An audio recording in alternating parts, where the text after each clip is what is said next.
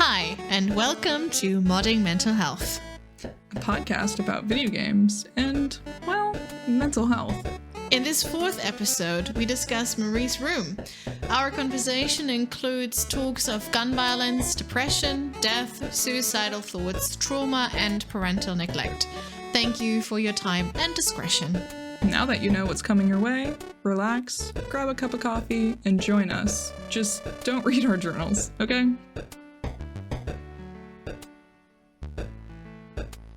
Welcome back, the little messenger, to the, the fourth episode? I've already forgotten, of Modding Mental Health.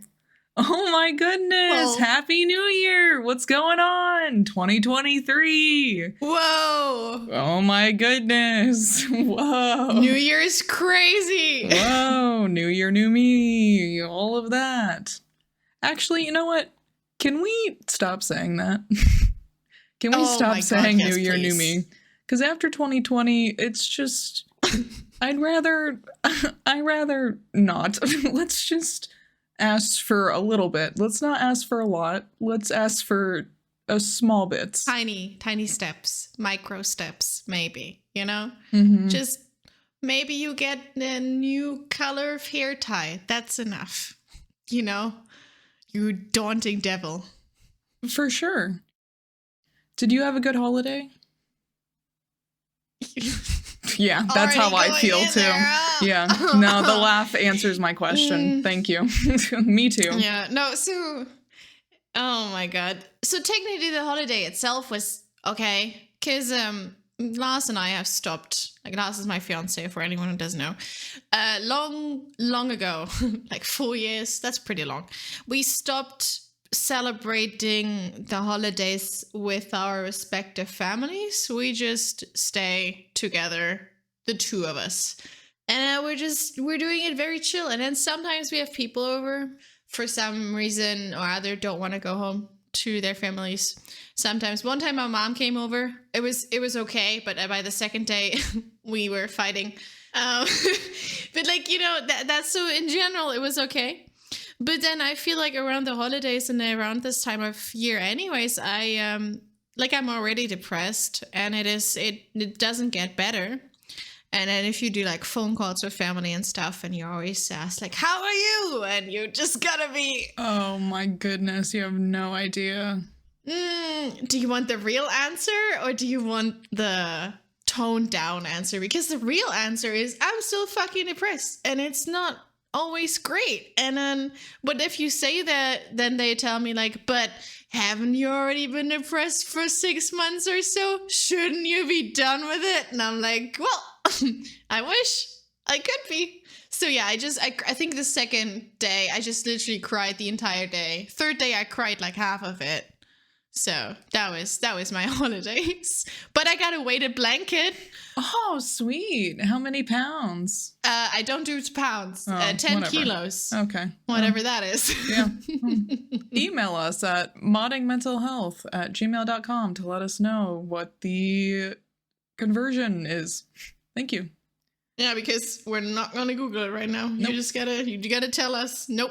No. Kat, how was your holidays? I feel the same. It's actually kind of ironic that you say exactly that, because this was a conversation Wyatt and I had after we had gotten home from my parents' house, and it was exactly that. Like, this holiday season wasn't as extravagant as previous ones when it comes to my family. Usually they have like big parties. It's very overwhelming. I'd rather just do what you and Lars do. I'm actually kind of jealous, and Wyatt and I do plan on doing that in the future, but right now we can't necessarily.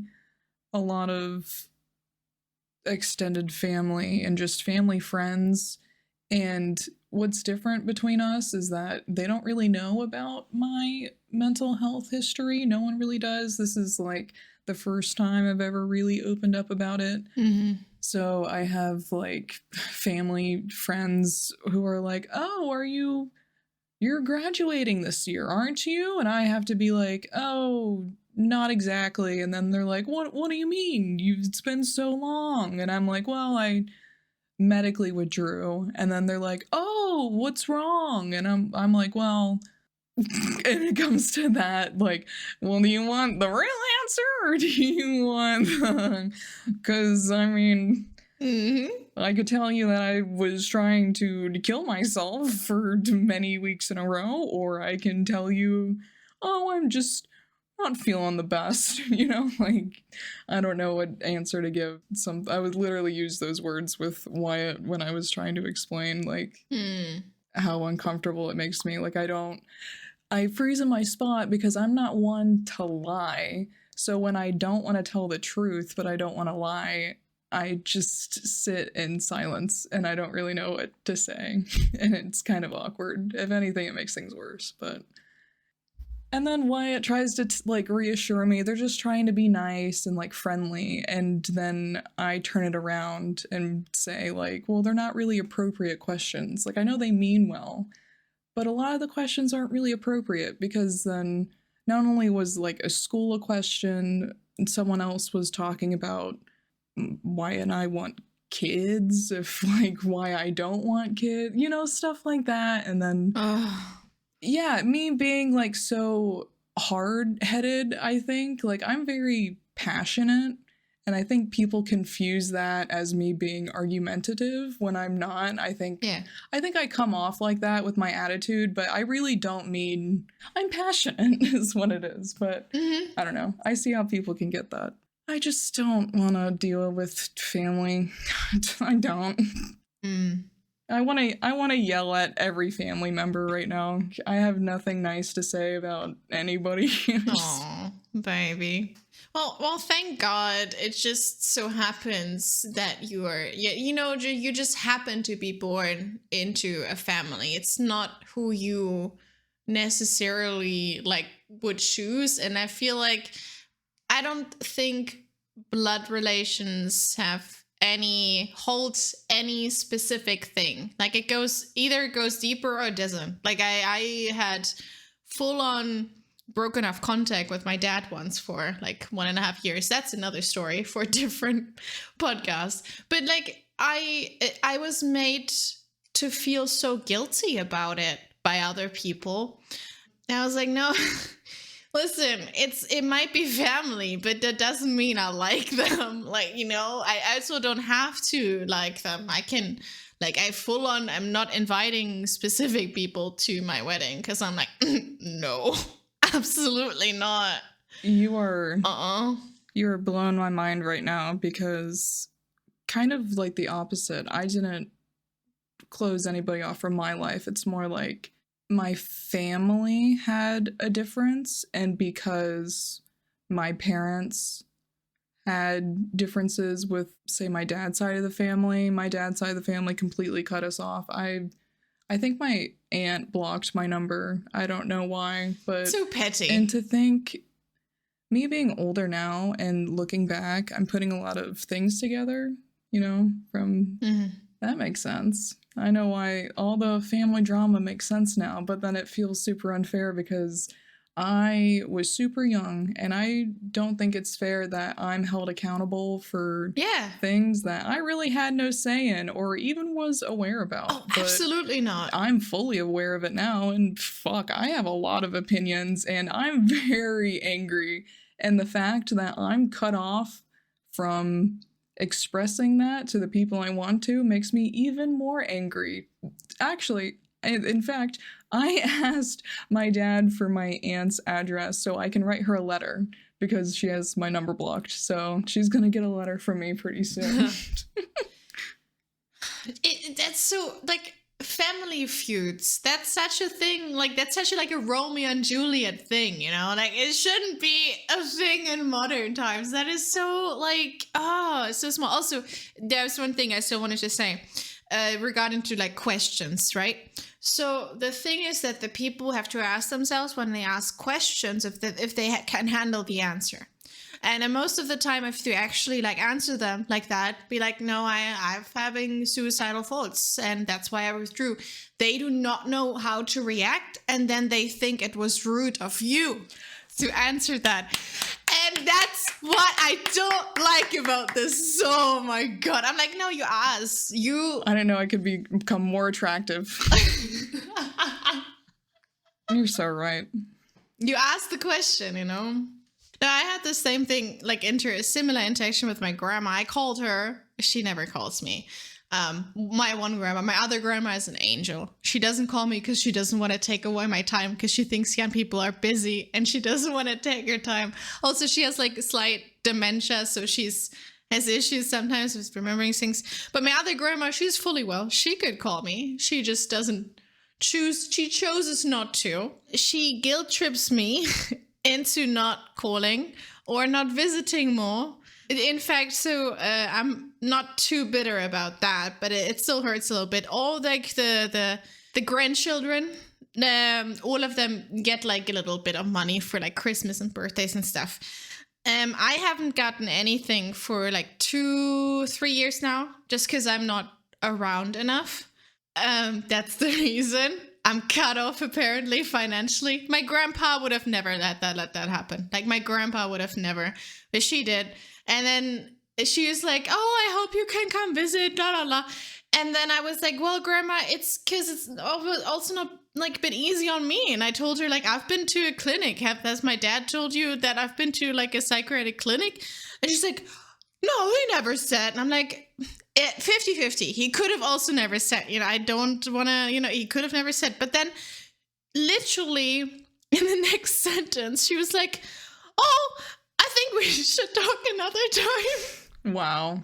She just What? full on like hangs up on me because she couldn't handle it. I think what's really difficult, like for that, I think it's really mature that you realize that. But what's hard is that all of this is really normalized for us now, right? Like all of this mental health talk, like digging into your past to figure out why like you react to it this way. That's all super normalized to us. To our parents, not at all. No. And I realize that every time I go home to them and they react in such a way and I call them out about that. And then they give me this look of pure confusion. I don't know how to describe it, but it's almost like they're scared to talk about it, I think they are. I think there's so much there because they must have, just from generational thing, they must have suffered so much, like just abuse maybe in the family, because that's normal almost for like Gen X, like our parents' families. Yeah. There's been like lots of shit happening, they were still beaten in school. So they must have a lot of shit, and it's almost as if they actually started working on it, they would open up so much, they would become super unstable. And so maybe for those people, it's healthier to not look too deep into things in that regard. Like my therapist and I talked about that. Oh, with your grandparent, how she guilt trips you into feeling like you don't reach out more, but then she never reaches out. And growing up, I had the same thing. Like close family members moved very far away, like out of state. Some who lived down south would like Facebook message me, "Hey, come down, you're allowed to come down and visit anytime, right? You know that." And I'm like, at the time I kind of just took it at face value, but looking back, it's like, how I was 12. How the fuck am I supposed to, It's like, I get what they were trying to say, but at just the same get on time, a plane. It really, it made me feel sad because a part of me was like, yeah, like, why don't I? But in reality, it's like, you can't. You literally can't. But it put that pressure on me to feel like I have to make that first move. And I think that's why a part of me also feels like I can't say no to a lot of things. Like I've always had such an issue saying no. People pleaser behavior. It's not even a people pleaser. It's because my family is very peer pressure. Oh, okay. If you don't want to do something that the whole crowd wants to do, you will be peer pressured into doing it regardless if you want to do it or not. Yikes. Yeah. So that's something I've kind of noticed recently with me trying to say no to more things that I don't like, because I would say I kind of am the black sheep of my family. Like, everybody is super extroverted. They're always doing something. I'm very introverted. I was always home alone because everyone was out doing their own thing. And then at night, the party would come to our house, and then I would be in my room. But Yes, same. The hiding in your room, and then if you need something from the kitchen, you just like sneak down. and then you would say hi And you to a hope few you're- people. Oh, you hope nobody sees you. I would because say then hi it's to a like, few people. Really? And then I would Oh. skedaddle out. Yeah, because I was good at like I'm good at making other people talk to each other. So it's like, if you and I were talking and someone else came in the conversation, I'm really good at directing you two to talk to each other, and then I leave. That's how I do that. I need to learn that. That's so good. Yeah. I'm excited for our future together and our future holidays and all of that. That's away from this bullshit drama that feels like middle school. And that's a part of the reason why I want to reach out to my aunt and tell her none of this is mature. Like, this, what are you doing? That's mostly what I want to say, because it's eating me alive and I just need to... You just at least get it out. I think already like writing could be very, very cathartic, which Right. would be actually a very... hold on.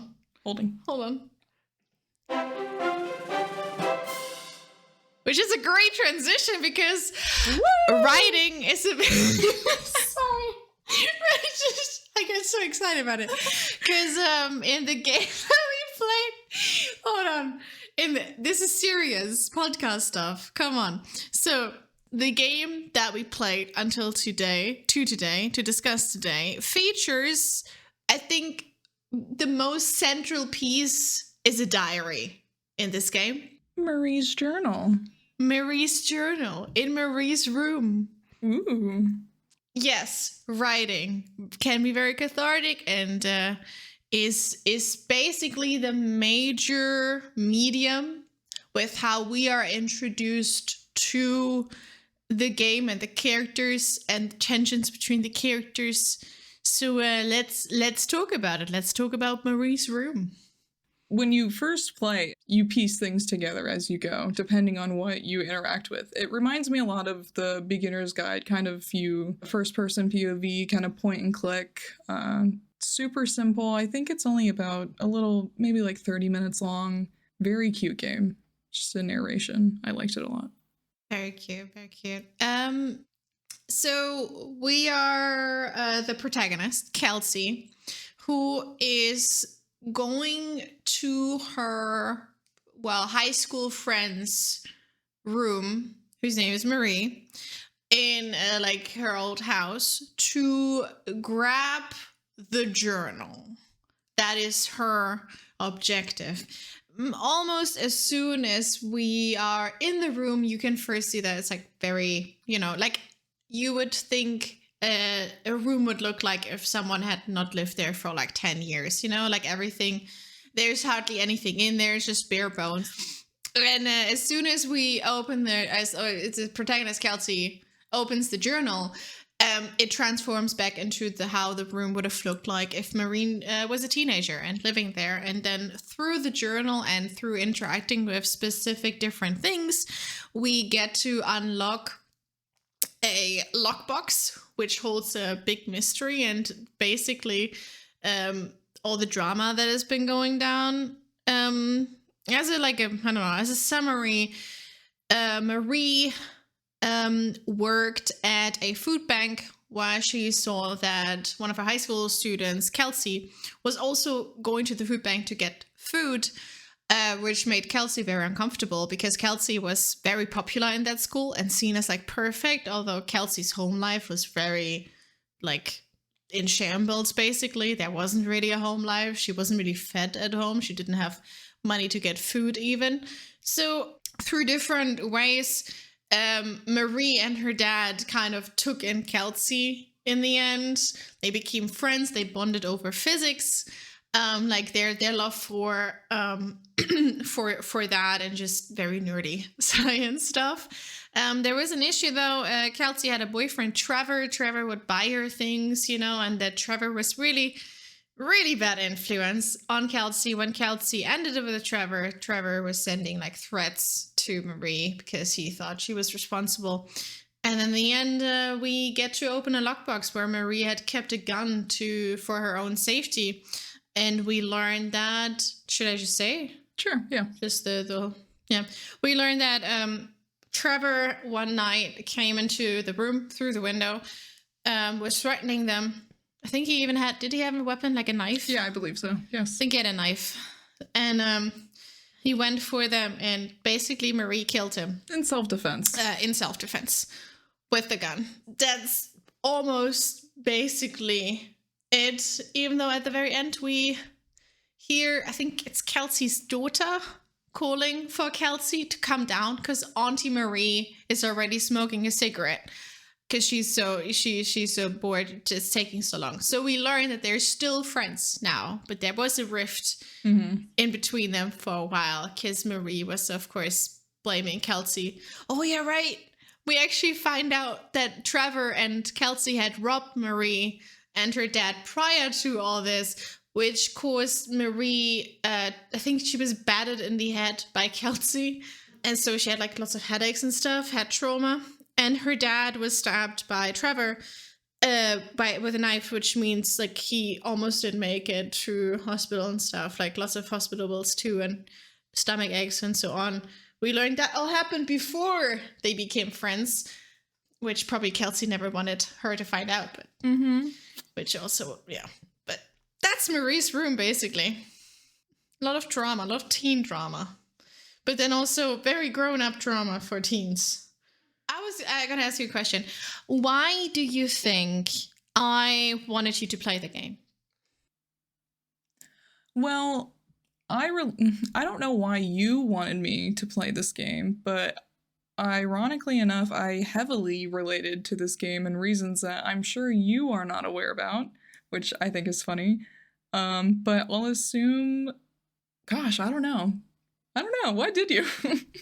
I think my main reasoning was that for a lot of us, especially our teen years, is when that stuff like mental health stuff and so on really sets in. So most of us who, as like young adults, experience depression and anxiety and so on, usually it's already come across like during the teen years. And I thought something about the way that the journal was written was so quintessential teen for me.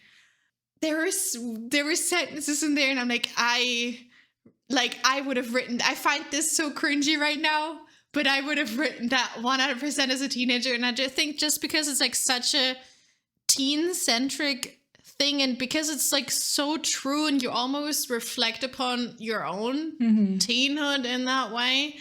Maybe not necessarily. Like, I think so. That's basically why I recommended it. Then it worked. 100% worked. Okay. Yeah. I didn't even remember the end plot. I didn't even remember that she killed him. Like, I was like, oh yeah, right, that happened. Because I only remember the teen things mostly.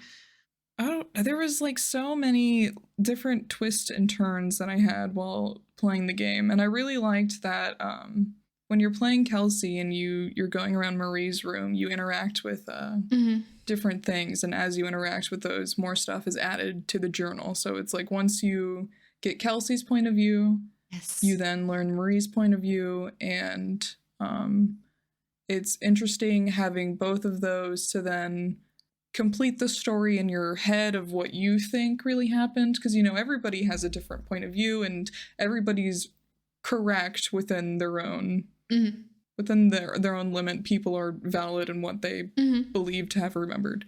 But it's just so interesting. I've never kept like a diary or a journal before. Have you? Yes, actually, that's what I forgot to get. I was gonna get a journal. Hold on. Here, my journal. Oh my goodness. Messenger just hold it up like a stack of books. They are not. Oh my goodness. They are not all from teenagehood. Like this one is from like 2015. Wow. So this one is like long afterwards. But Oh my god, I wish I had the motivation. I have a couple. I'm so envious right now. Can you see the text here? I can. I had a assignment from my therapist to go through my journals and mark things. These are all markings of when I talk about that. Like, I only talk about my academic self-worth because I hardly talked about anything else because that's what I defined myself by. But yeah, no, I did keep journals, and I'm kind of glad I did. I should do it again. But it's so sad because most of the time I just talk about what kind of homework I'm doing right now and what grade I got and what test. I hardly talked about, like, any other stuff. There were some things. Like this is, can you like tell this is like very teen for sure. writing? The purple, I used the purple, what's it called? Like a felt tip pen, like a very fancy schmancy one. Yeah, no, very elaborate. But the most important journals, these are my most important journals because they are 2010, 2011, my time in the US. Very interesting. So that would be like around the time, I would say, like I was 16, 17, which is, I would say, is like Marie Kelsey. Right. Kelsey age.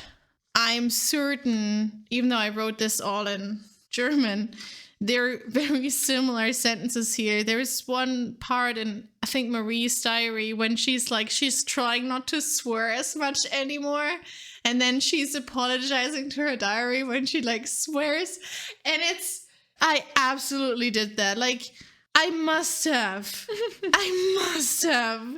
That is such a thing. A lot of the times I apologize for not writing that, and then one of the times I gave my diary name, I called it Franziska. Ooh. Like, I don't know. Or Jessica? Oh, it might be. No, actually, it might have been Jessica. No, I think it's Jessica's because I was supposed to be named Jessica if I wasn't my name. Messenger. Legally, Messenger. Legal name, Messenger. So I would have been called that, and then I think I even told my diary back then that I was gay, but I didn't tell my diary. I said, I'm just gonna call you Jessica. I think you know why. ... Like, I didn't even tell my diary, and I think that's also something that I want to talk about with Marie's journal, because sometimes I feel when we like journal like that, or at least I did, I try to just preserve the best like side of myself. Not all of them. I sometimes left out really like hurtful pieces in my journal because I didn't want them to be true, or I didn't want to face them. I don't want to write that down. And I am certain there's parts of Marie's journal that might have been the same too. Right. Where maybe she portrays like a version. 100%. I think I know what parts you're talking about.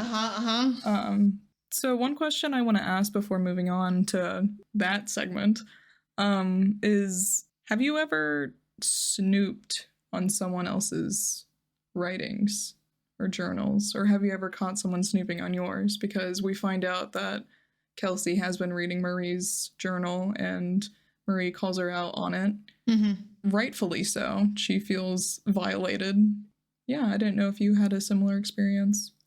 Yes, in the sense that, not from friends, not that I know. If you're one of my friends and you did read my journal, I didn't know. I had no idea. No, but like from my host mother. I don't know if I call her mother. For legal reasons, I'm just going to go with the name Dixie. It has nothing to do with anything. Anyways, she was very snoopy. She did it with her daughter, who was like 12, 13 at the time that I was there. She, and I think she snooped through all my stuff as well, multiple times. But she couldn't read my diary because I kept it in German purposefully. I was told even by like the organization that sent me there to keep the diary in German just in case it's better for privacy reasons. I'm glad about it that I did that, because I don't think I would want her to know what I wrote. But yeah, no, I know she did it. I know she did that multiple times. And that made me feel incredibly violated and very vulnerable and sad and hurt and angry, because I was so helpless about it. I couldn't do anything about it. And I didn't know anything like that from my home life. Like, I was allowed to have a lock on my door when I was 6. And I was able to lock that door whenever I wanted to. The only rule was not overnight, because if there's an emergency, then they can't get me out. So that was the only rule.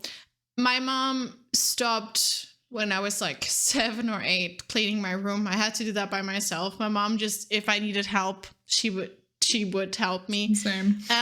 She wouldn't even put the clothes into my room anymore. I had to do that myself. She would put them outside, and because she didn't want to like look through anything. When she actually had to get something from my room, she would ask me permission. I was brought up to respect people's privacy in all sorts, and to never snoop around anyone. You just don't do that. Not in my family. I was surprised to learn that this is not the case in everybody's family. So now you go, Kat. My privacy was never violated in my family. It's more like, if you didn't put it away, it was free game. You know?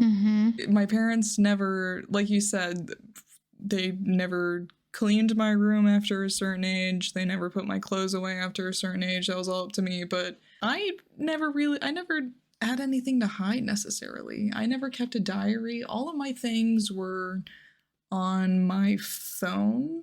Thankfully, unthankfully, I should say, my parents are not good with technology. So everything that I had to hide was just behind my phone. And I think I was a lot smarter than I should have, than I probably should have been being younger, because I already knew how to delete search history, and very unlikely for my parents to find anything. There was one time when my sister found out people on the PlayStation 3 had been messaging me. Like, you know how there was a messaging system? Oh, yeah. So she found out, that was her first time she found out I had, like, internet friends. She took that way more seriously than my parents did. And so since my parents kind of seemed indifferent, like they didn't really understand, they didn't really ask about it, I didn't understand what the big deal was. My parents didn't care, so like, why are you trying to parent me? You're my older sister, you're not my parent. For her sake, she should have just been my older sister and not my parent either. You know, for her own life, she shouldn't have put that responsibility on herself. I don't know. But I definitely snooped a lot because I understood deleting history, and because I was so sneaky with myself, I would purposely snoop in on my sister. I did. I'll be completely honest, I did. God. So I know a lot of stuff about, anything. Like, I'm so terrible. Like, if I wanted to find out if my sister had been talking shit, I would take her phone, and you know, you can look up keywords in like text or anything. I would search my name, find it, see what she's been saying. Never really confronted, but I would know. And then, you know, if anything happened, that was my ammo. Like, always, I was a little shit when I was younger, but I don't have the energy for that now. And with friends, did you ever have like a relationship like that you like, I don't know? None that snooped in on me, or none that I snooped on them, because I'm happy to say that a lot of my personal friendships that I've kept and that I still have, especially with Wyatt, it's all like open book. I never second thought handing someone my phone, and if someone did second think that only made me want to snoop harder, you know? Like, that sounds so terrible, challenge. But it did, like, you know, because it was always so weird, because I never felt like I had anything to hide on my phone, and when people did act like that, or they were just so angsty about what you were doing, even if what you were doing was harmless. It just kind of rubbed me the wrong way. I never wanted to. I get it, but I also don't get it at the same time. So yeah, I've never done that with a friend. I don't think any friends have done it with me that I know of. If they have, I don't really care, to be honest. Yeah. Nothing's come of it at this point, so there's, I guess I should say it's nothing I wouldn't say to someone's face, Yeah. But moving on, like Marie, she ended up housing Kelsey for a while, right? In high school, I heavily relate to Marie because that was me in high school. I housed a friend who was in a similar situation as Kelsey. Very similar, actually. Her mother was abused her when she was on drugs, but she showed us the voicemails of all these things, and it made me super uncomfortable. So I took it upon myself to tell my mom what was happening, and my mom was super on board because my mom also works at our high school, so she is aware of all of this stuff. So yeah, my friend moved into my sister's spare room because she didn't live at home anymore, and we took her in for, God, I don't know, a long time. But I sadly I don't talk to her right now because something did happen between us. So, but it hurts because I still want the friendship between us, but I think I'm just remembering the good parts and not so much the bad parts. But I think it's interesting that Marie and Kelsey kind of had this come together, fall through, and then they came back together again. So it's just kind of in my mind, I'm like, oh my God, I'm in that little fall apart section. We don't know what's going to happen in the future, but it was just something interesting I related to. Thankfully, we didn't have a Trevor in our life, but we did have a falling out, and my mom ended up having to kick her out because she wasn't being honest. And coming from my family, like I said, we didn't necessarily have any rules. I didn't do anything. I stayed home all the time. That's what my parents had to deal with. And then when they got an honorary daughter, I'll call her that, when they got the honorary daughter, she kind of abused that power and wouldn't come home until 3 a.m. sometimes and didn't know where she was going. And that my mom already has horrible anxiety, so that just made it worse. So my mom was dealing with a bunch of stuff, and it was just an awkward time for a 16, 17-year-old that I was. I can imagine too that you would in that case maybe shield your mom a little bit and then get angry at your friend too, kind of in that way, because there's this, you're in that weird spot in between in that case. It was almost kind of like the opposite. It wasn't that I was angry, it was more that I was sympathetic because I understood both sides really well. My mom is sometimes more of a friend than a parent, I guess, which, I don't know, my mom would tell me things she probably shouldn't have, to her daughter, just overshare, kind of trauma dump type things. I don't know if you've ever had an adult like that in your life who just kind of overshares more things with a child that probably shouldn't be shared. And then hearing my friend's side of things, it just made things complicated. I don't want to say I tried to stay out of it, but I kind of just tried to be the voice of reason of, oh, well, they did X, Y, and Z probably because A, B, C happened to them. You understand, I would tell my mom, you understand why they would make that decision, and then she would come around and it would make sense, and then things would die down. But I was gonna make things so complicated. Oh boy, I can imagine that was very, very hard. That sounds exhausting. Yeah, it could be. So I can imagine. That's okay. First of all, I'm I had no idea. I had no idea how close that game would hit in some ways then. That is... No, it was very accurate to my life. Wow. It was kind of unreal. Yeah. I think mostly because that's not a common thing here. Probably because we have a different kind of social state. that wouldn't happen necessarily. You might go into like a state institution Okay. for sure, Mm-hmm. you know?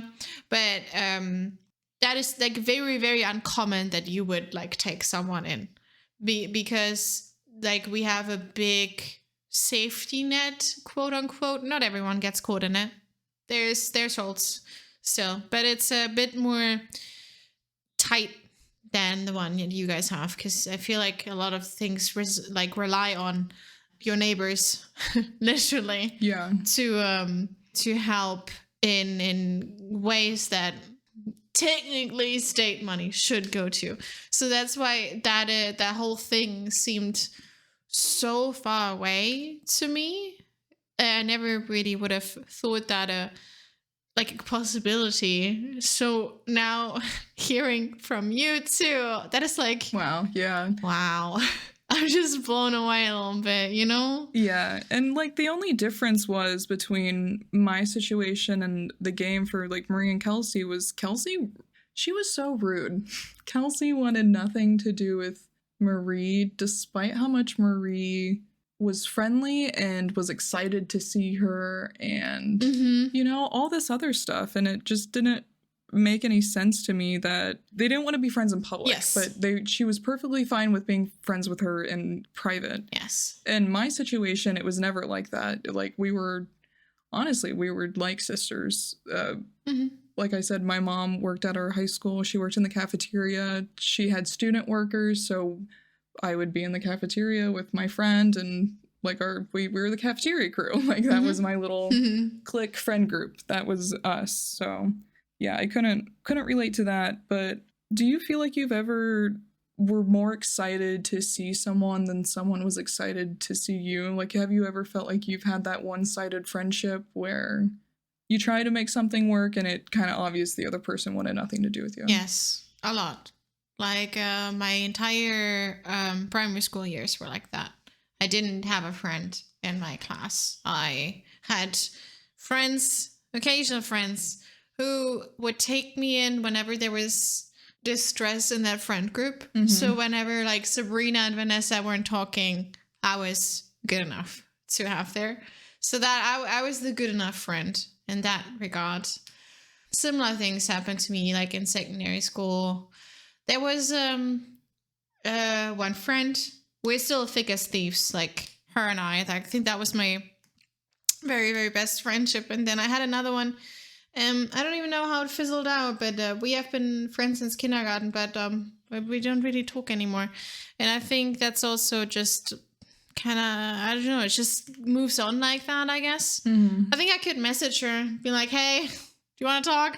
What's up? You know? Yeah. But also I feel like I've done that a couple times. I've initiated and I just don't.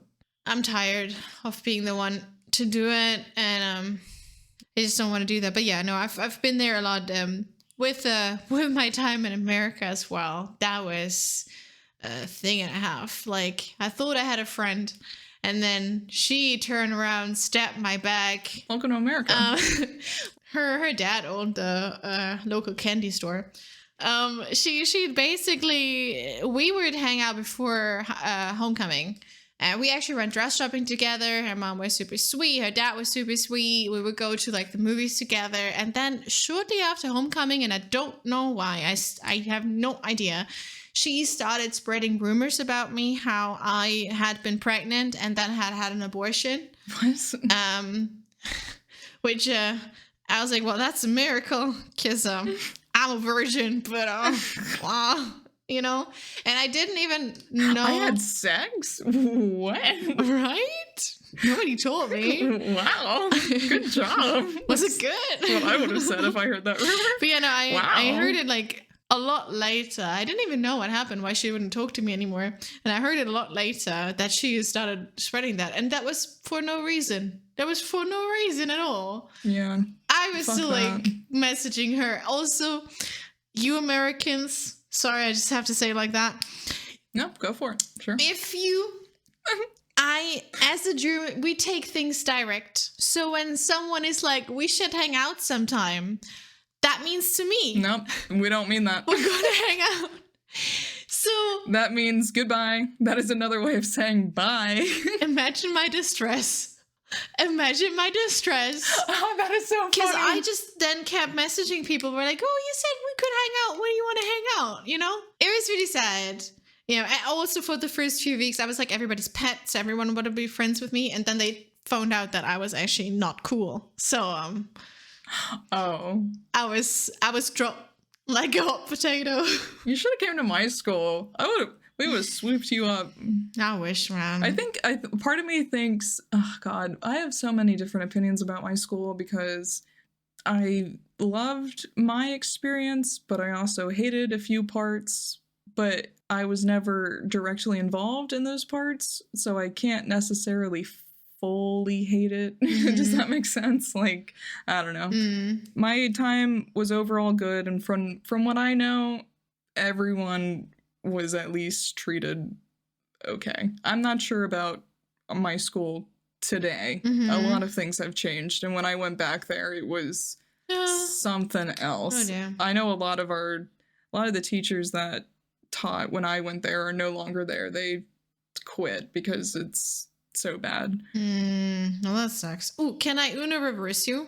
I was gonna ask you if you ever have been that friend like Kelsey, like that didn't want to be seen with someone in public. So that's what I was gonna say, because I feel bad now because hearing your side, I think I have accidentally been Kelsey. Not in the sense that I don't want to be seen with someone in public. It's more like when people reach out to me, I do that thing like, oh yeah, we should hang out soon. I don't actually mean it. And that's terrible, but I don't know. I'm just so introverted and so comfortable in my own space. It's hard to get to know me, I guess, because I don't know. I say I'm an open book, but I've realized over the time I'm really not. I don't know how to make sense of that, but I guess I'm just good at avoidance, and I don't know how I am, just subconsciously I am. Yeah, I don't mean to ignore anybody. I'm just forgetful and very to myself a lot of the time. Part of the reason I never know when I'm going to dissociate, and then that I never want to make people uncomfortable if they ever have to deal with that, even though it's me just kind of, you literally couldn't tell the difference between me and disassociated me, but for whatever reason in my head, that is such like that scares me. So no, honey. Hanging out with people freaks me out, so I try not to. Well, thanks for hanging out with me. I appreciate it. You're welcome. I like it. This is another day for me now. We've done this so much that I don't feel that way anymore.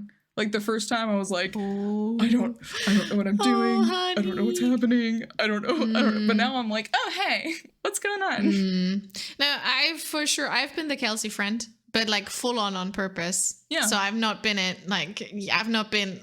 cute like you. No, I've done it full on purpose. To be fair, like situational things. So there was these two girls that I don't even know how we started hanging out, because I was in 5th grade and they were in 8th grade. So that is a big time difference. Also, when you think about like for that, yeah, ages, like I was 11 and they were 14. Yeah, developmental wise, that's a big age gap right there. So, and then I don't even know how we drove the same bus. Maybe that's why. I don't even know how, but they just took me in. I don't even remember how, but I would hang out with them like during like recess. I don't even know American schools have that anymore, like for normal students. They do, yeah. But like in high school, you like go outside.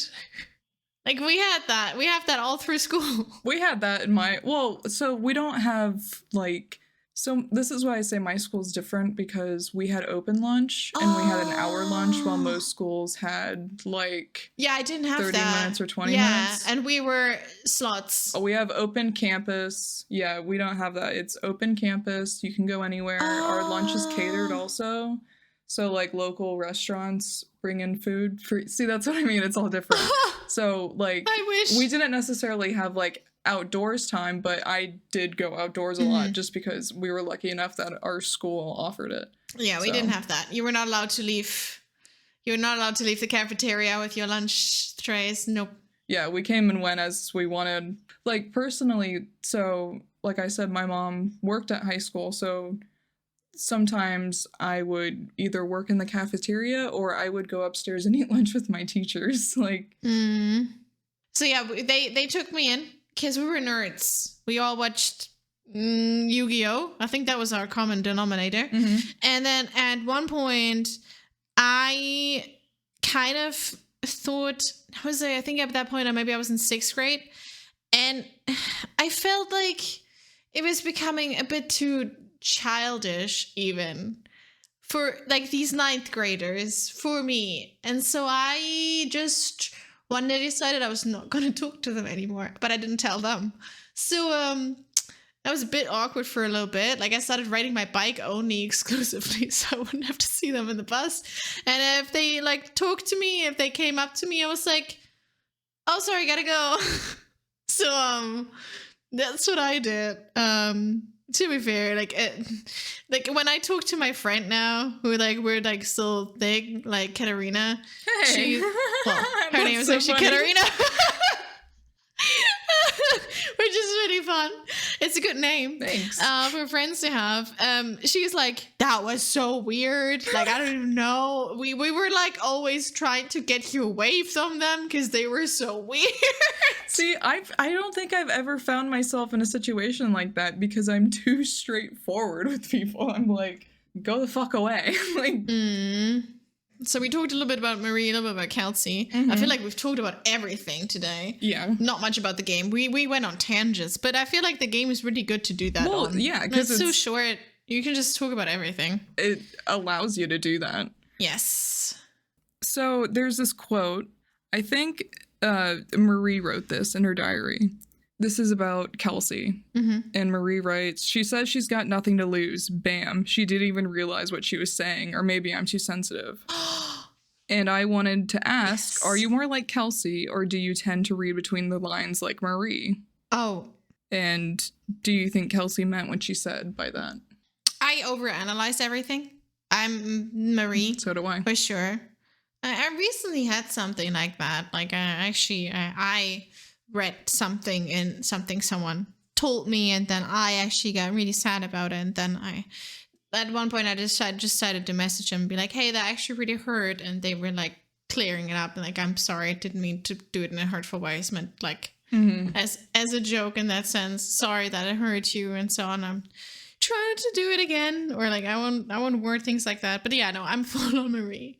And I got my feelers out. So when I'm around you, I will just see how you feel. And if you don't feel good, I'm like, oh, it's because of me. Oh, really? It must be me. It's not as if they have like a stomach thing or maybe they're on their period. No. It's my fault. It has to be. And I have to fix it. I don't have the it's my fault, but I do have the I need to fix it. Because I feel bad when you're uncomfortable in my space, you know? Like, I only want to make you comfortable, and if it's out of my control, it just kind of makes me feel bad. Powerless, almost. Like, I can't help you.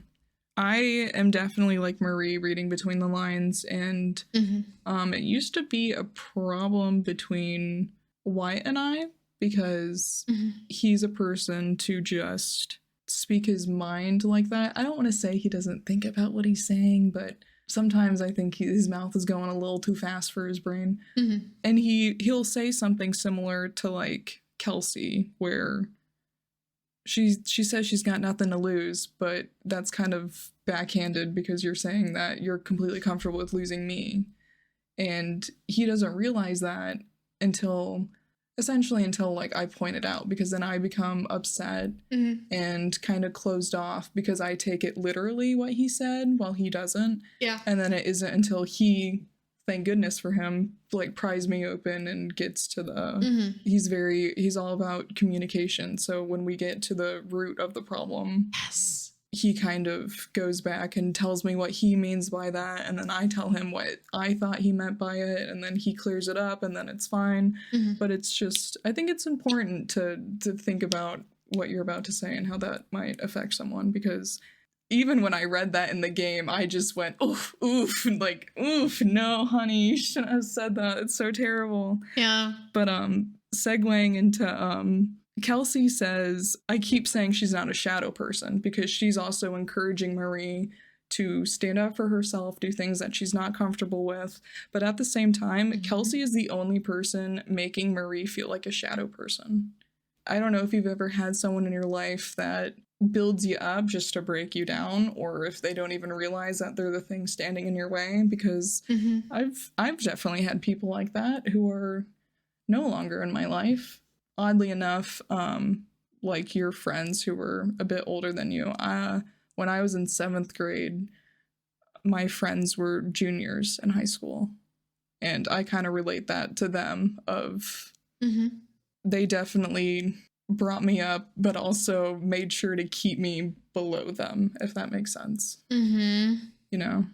When I read that and then I thought about what Kelsey meant, I also thought Kelsey could have, I mean, that's also reading in lines again, but then on the other hand, maybe Marie is such a constant in her life that she didn't even think about that was something that she could lose. She didn't even reflect on that. That wasn't even a possibility for her. So when she said, I got nothing to lose. That's why it's good to talk about those things. Yes, exactly. So I think like both ways, like even like exactly what I did with the friend now, like I messaged them and cleared things up, and I feel a lot better, because if I hadn't, I would have felt this like weird bitterness this entire time we talked, and they wouldn't even know why, and that's unfair for them as well. They can't even defend themselves. But I'll still be mad with them, you know? That's sad. So it's a both thing. I would like to know if, for anyone listening, are you more of a Kelsey or more of a Marie person? Like, let us know. Oh, who do you relate to more when you just hear what we talk about? Also, the game is free on Steam, so you can just... Highly recommend. Super, super easy playthrough. Yes. Really cute. Soundtrack is really nice. I liked it. Art style is pretty. Art style. Yeah. Pretty good. There is gun violence in it, as we already said. Gun violence. It's more, yeah. We don't see it. No, you never like that. You never see anything. You just hear of it. There's also you see the shadows of the people, right? You see the glitters. Yeah. It's like a representation of what happened. The outlines. The only thing that I would then go on is like how did they patch things up? I think that's like a wondering thing, you know? I'm like, well, looking to all this hurt and then to all the trauma that Marie must have now too, because she killed someone. Right, yeah. So in self-defense. But still, that is still like in your brain, right? That's still there. You live with that, I assume. The self-defense, the stalking. The killing of the cat. Oh, her cat that went missing. Right? Yeah. I can relate to that. The horror of missing your cat just to find out that, man, I could not imagine.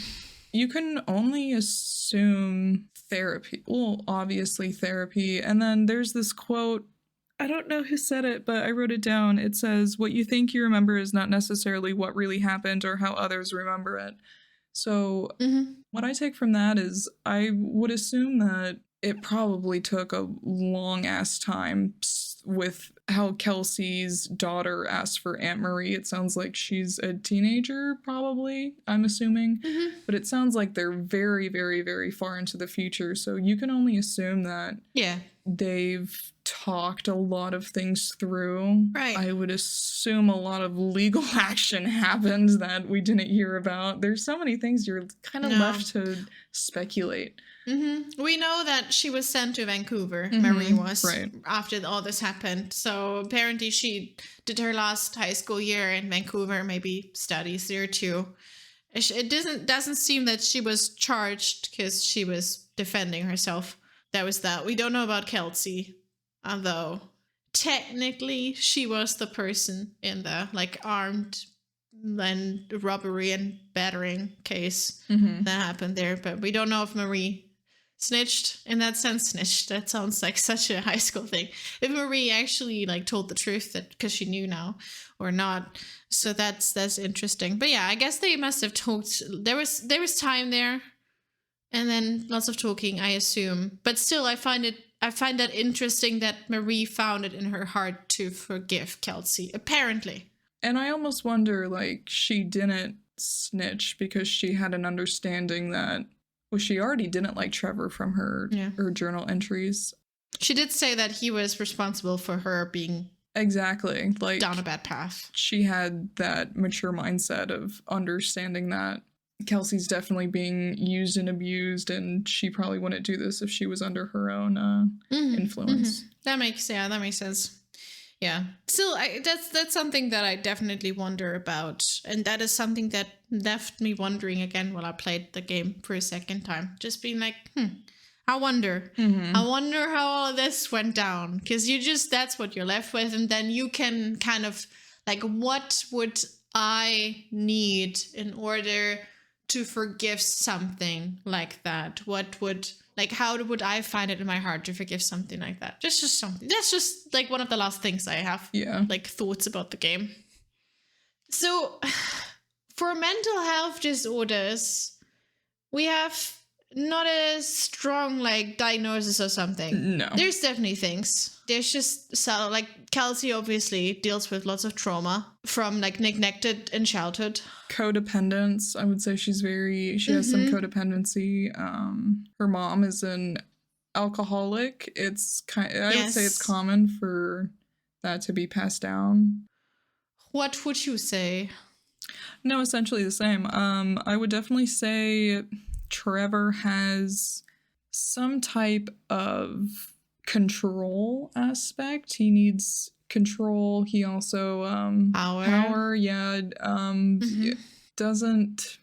I wish I knew more about why Trevor placed blame on Marie for Kelsey leaving him. You know, it was kind of like he had this unnecessary hatred towards Marie.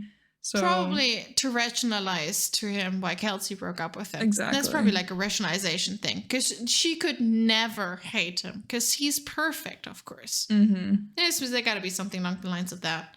Yeah, we don't really know. That's the thing, right? That the game technically tells us we don't really know anything about Trevor because that's not the perspective we get. So I would say just for characters, I found it very real, very believable, very, like, I could see myself writing down. So I feel like that was a good portrayal. And the two-dimensionality to whatever with Trevor just comes from that. This is a game about Marie and Kelsey. It's not about Trevor in that moment. I think that's a very conscious choice. It kind of felt like he was there to add like a thrill of some sort. I almost felt like it could have still worked without him. Yeah, true. I think so too. Because it's still a very interesting story, but I guess they wanted to work towards a very specific portrayal for me.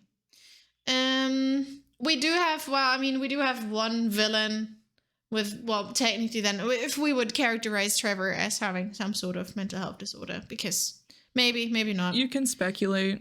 Never stated. There appears to be some sort of like narcissistic trends there, maybe. How much does it trigger? That's an interesting one. It doesn't trigger with imagery. No, that not much. At all. You don't really see any like very triggering. You don't see triggering imagery. You get told stories, mostly through objects. It really just feels like you're reading someone's diary. Yeah, I don't think it like purposefully triggers. No, not at all. To get a reaction from you, I would say. And then plot device of importance on. I feel like the entire story is interesting. Although we just said that Trevor would have worked without Trevor, so technically Trevor could be a plot device. So overall recommendations, Kat, out of 10 journal pages, how many journal pages do you give the game? I'll give this game a solid 8 out of 10 journal pages. It's short and sweet. It's free. I thought the story was very good. There are some questions still left unanswered, but that's just me being picky because they don't necessarily need to be answered. That's just me being me, and I want to know what happened. But yeah, Messenger, what would, out of 10 rocks thrown, how many? All right, we didn't even mention that. Kelsey throws pebbles at Marie's window to get her to open the window. Marie doesn't answer, so Kelsey just chucks a whole ass rock through the glass. That's the thing that happened. How many rocks would I give it? I would also like give it around that. Like maybe like a 7.5. Mm-hmm. Yeah, I think I'll stay with that. There's been some things maybe I would have liked more. But then also, it's a free game on Steam, so for what it is... It's pretty good. It's pretty good. And then you can, in the end, you can see how many people worked on it. That wasn't that many people who worked on this game. Mm-mm. So, like, hats off to you guys working on this. Because, like, for you, like, the project, that is really, really cool. And to make it so interesting, and that is really well done. And I think there was maybe one where some of them worked on. It's called What Never Was. I did play that one too, and I liked it too. But it doesn't come up when I search the studio name, so I don't know. But yeah, so I would say also like a 7.5, 8, something like that. I would definitely recommend it to people. Mm-hmm. But like, yeah, you should play it. It's one thing, just one thing. The game does not come with saves. Because it says you should play it in one sitting. As a person who has problems, who has ADD, that was the only... I think that's where I would did subtract my points. Because, no. I need games to be able to be paused. Come on, guys. Like, come on. I understand. But also, like, I need that, and it's not as if I can just play a game in one sitting. Like, go on. That's like my issue. My issue is like I just need to do a little bit every other time. So like I'll play a game for 30 minutes, I'll do that, and then I'll edit for 30 minutes, and then I'll do that, and then I'll do something else. It's like I can't keep doing one thing. Or it's either that, or I go full on hardcore focus mode. Yep. Where I just don't know anything around me that's happening. So yeah, that could also be it. But just the possibility of me not being able to save, that stressed me a lot. So can we please not do that, please? For future games. That would be nice. Speaking of future games. Ooh, yes. For our next week, I recommend Never-Ending Nightmare. That sounds ominous. I've never personally played. Looked a bit on the imagery on Steam. It was very bloody. I read the description and I'm very intrigued by it. I think we'll both relate to this. We'll see. Well, that's pretty cool. We'll see. So, Happy New Year, everyone. Happy New Year, guys. I hope you had a good, as we say, slide into the new year. That's what we say in Germany. Awesome. I love that. Yep. Be safe, please. Please and thank you. And then next time we're going to be talking about Never-Ending Nightmares. And let's hope I don't get too many nightmares from it.